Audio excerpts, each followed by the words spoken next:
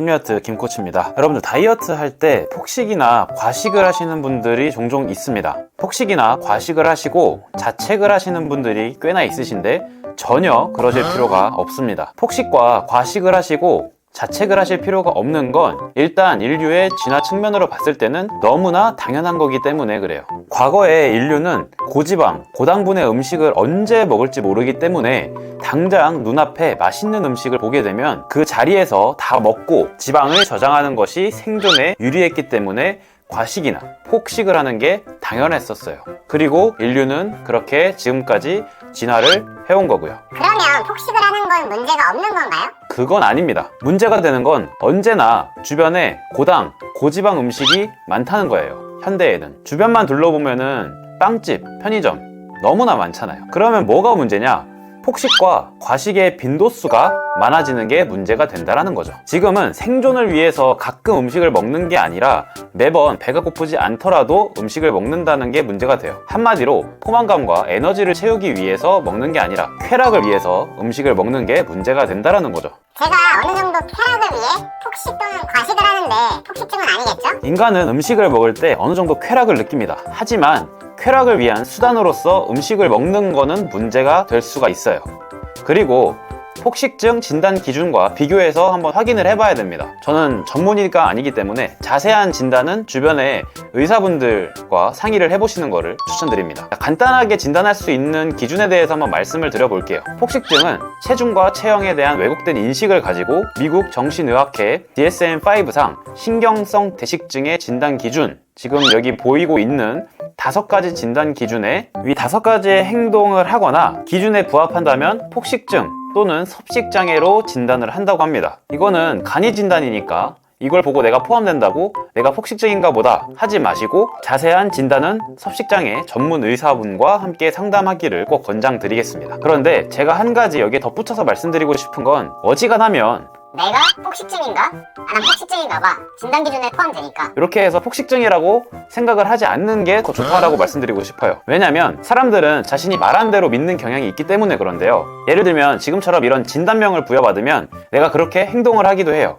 일종의 프레이밍인 거죠. 마치 MBTI에서 나온 나의 성향이 나의 성격의 전부인 것처럼 판단하고 내가 그런 성향이 아니더라도 그 성향에 맞추려고 하는 것과 같은 거라고 볼 수 있죠. 그러면 폭식증은 왜 하는 거예요? 폭식을 하게 되는 이유는 정말 셀 수도 없이 많습니다. 하지만 현대인들의 경우 보통 스트레스에 대한 보상 심리로 폭식을 하는 경우가 대부분입니다. 달고 짜고 기름진 음식을 먹으면 혈액 속에는 혈당이 오르게 되고 높아진 혈당을 낮추기 위해서 인슐린이라는 호르몬이 분비가 되는데 이 인슐린 수치가 동시에 높아지게 돼요. 이렇게 인슐린 수치가 높아지게 되면은 지방을 저장시키기도 합니다. 여기에다가 음식이 내 스트레스를 해소해 줄 거라는 이런 기대 심리가 더해져서 평소보다 더 많은 양의 음식을 먹게 되고 더 높은 혈당을 잡기 위해 더 많은 인슐린이 분비된다는 게 문제가 되는 거죠. 이렇게 달고 기름지고 짠 음식을 먹으면 또 혈당이 올라가고 인슐린이 더 많이 나오게 되는 겁니다. 한마디로 중독되는 거예요. 그리고 이렇게 중독이 되면 이 행동을 반복하게 되고 우리는 이런 악순환 속에서 살아가게 되는 겁니다. 조금 안타까운 건 이런 증상이 심해지게 되면 나중에는 인슐린이 잘 반응하지 않는 인슐린 저항성이 생겨서 엄청 달고 짜고 엄청 기름진 음식이 아닌 이상 혈당이 어느 수준 올라가더라도 인슐린이 분비가 안 되게 된다는 거예요. 결국 당뇨가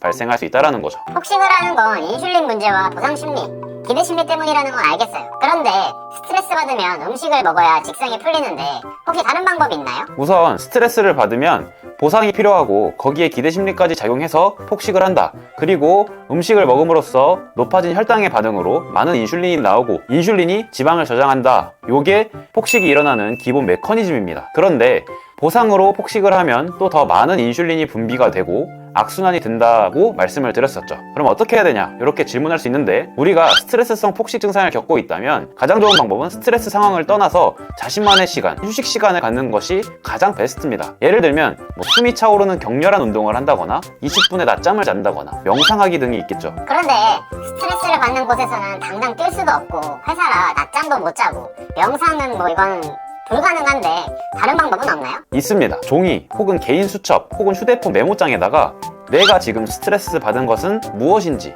직접 한번 작성해보고 특히 어떤 부분에서 스트레스를 받았는지까지 상세하게 작성해 보신 다음에 해결 방법을 여러 가지 브레인스토밍 하듯이 전부 다 쏟아내면서 작성해 보시는 걸 추천드릴게요. 여기 쓰실 때 진짜 말도 안 되는 생각이어도 좋습니다. 일단 한번 적어보세요. 이렇게 직접 적는 것만으로도 생각이 정리가 되어서 어느 정도 스트레스가 해소될 수 있습니다. 이렇게 적게 되면 내가 별것 아닌 것에 계속 스트레스를 받아왔구나 하는 점을 인지할 수 있게 되고 나중에는 사소한 스트레스, 어지간한 스트레스에는 반응조차 하지 않는 사람이 됩니다. 적는 게 너무 귀찮은데 한 번에 몰아서 적어도 되나요? 아니면 즉시 적어야 되나요? 즉시 적는 것이 좋습니다. 왜냐면 우리의 기억은 조금만 지나면 잊어버리거나 왜곡시켜버리기 때문에 바로바로 즉각 작성하시는 게 스트레스의 원인을 파악하시는데 더 도움이 될 겁니다. 더불어 그렇게 적는 것이 힘들어서 못 적고 스트레스를 받는다고 하시는 분들도 계실 텐데 이런 분들은 한번 생각해 보시길 바랄게요. 생각만 해서 스트레스를 계속 받을 것인지 문제를 확인하고